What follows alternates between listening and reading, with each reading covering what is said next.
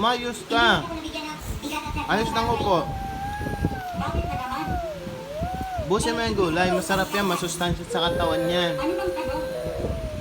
Anong gusto mong kainin lang? Ha? Kinakausap kita. Anong gusto mong kainin lang? Ha?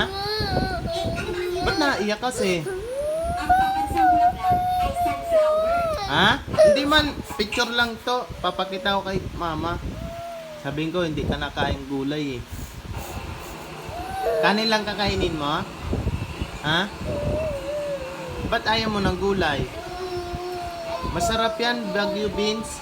Ha? Di mo kaya? Bakit? Malaki ba yan? Dandahan lang kasi, unti-unti lang ang kain. Ha? O, kain gulay. Subuhan na lang kita. Ha? O, isa-isa lang po. Sige na. Bili. Isa-isa lang. Dito na lang. Kanin ang gusto mo. O, kainin mo na yung nasa bibig mo. Kainin mo na. Masarap? Ha? Ba't hindi masarap? Gulay yan eh. Ha? Kain na ikaw gulay.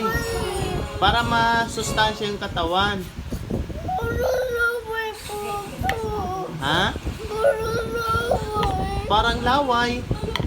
Hindi naman laway yan. Gulay yan eh. Si mama nagluto niyan. Sarap-sarap yan. Baguio beans na may chicharon, no? Diba?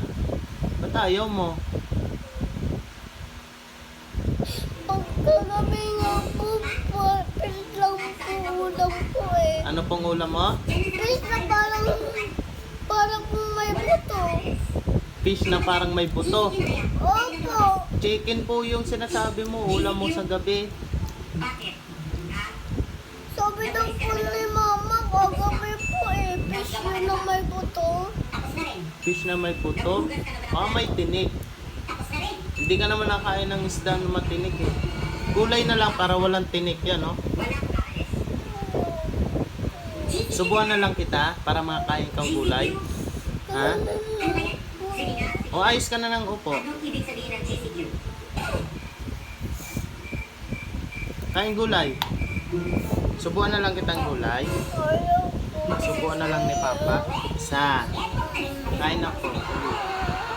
Bili. Sige na nga, wag na nga.